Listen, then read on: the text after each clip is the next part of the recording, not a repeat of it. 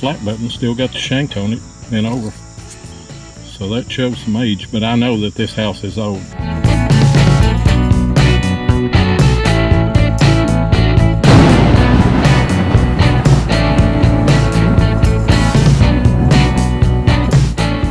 Hey guys and gals, welcome to another episode of Digging with 7.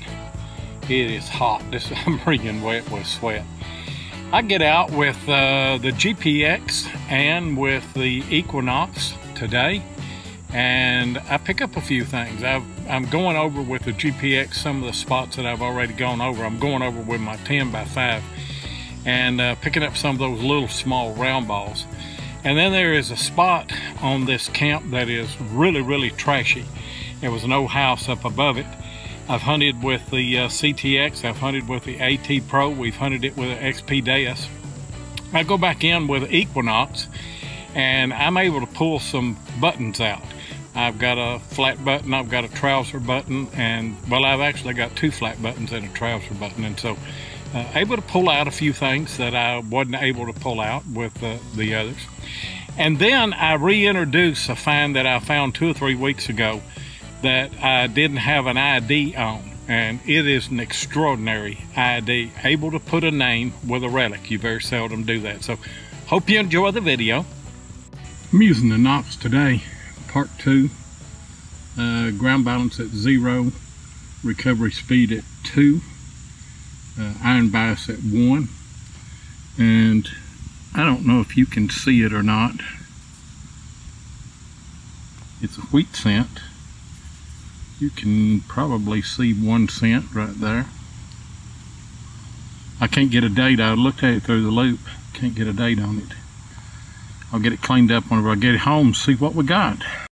I'm working an old house site, and I mean it is thick right in here. But I got a solid 15, 16 right here. And it's a flat button, still got the shank on it and over. So that shows some age, but I know that this house is old. Maybe I'm on to something other. I got another flat button, got a dome on that side, and I don't know how the shank was in there, but it's out. I've never seen a flat button exactly like that. Big old thick one. Another good find though. This is not a flat button. It's a snap button, but it is an old button, probably early 1900s from this old sack.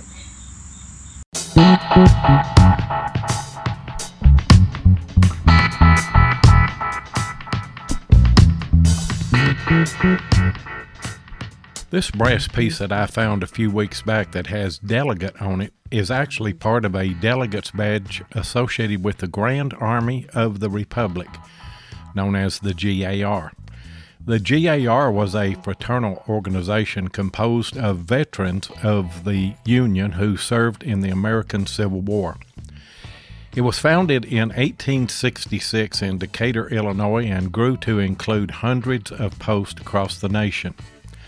The GAR became among the first organized advocacy groups in American politics, supporting voting rights for black veterans, promoting patriotic education, helping to make Memorial Day a national holiday, lobbying the United States Congress to establish regular veterans' pensions, and supporting Republican political candidates. Its peak membership was more than 490,000 in 1890, a high point of the various Civil War commemorative and monument dedication ceremonies.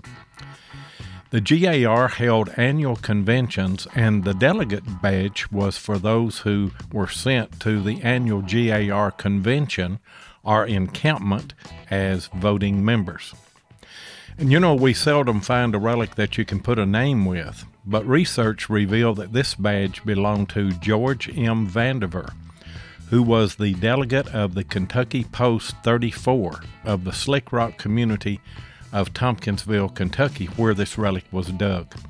Vandiver was a second lieutenant in the 5th Kentucky Union Cavalry.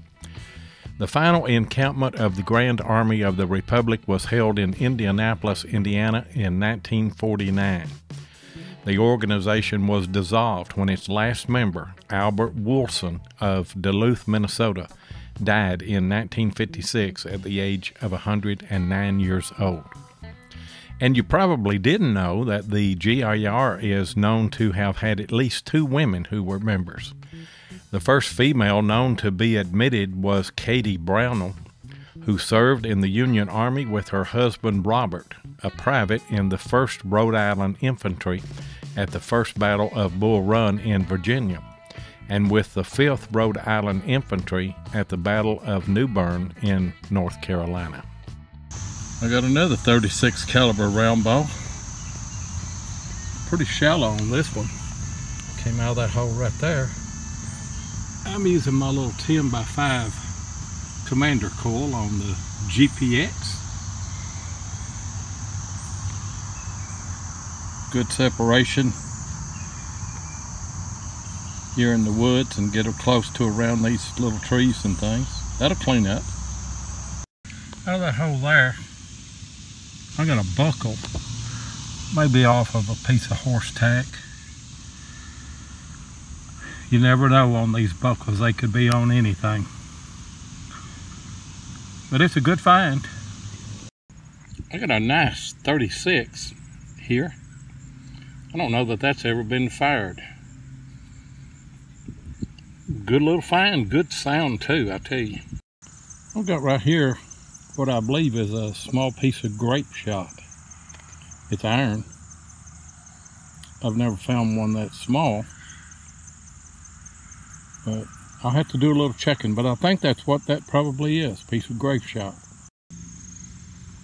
Not too deep right here.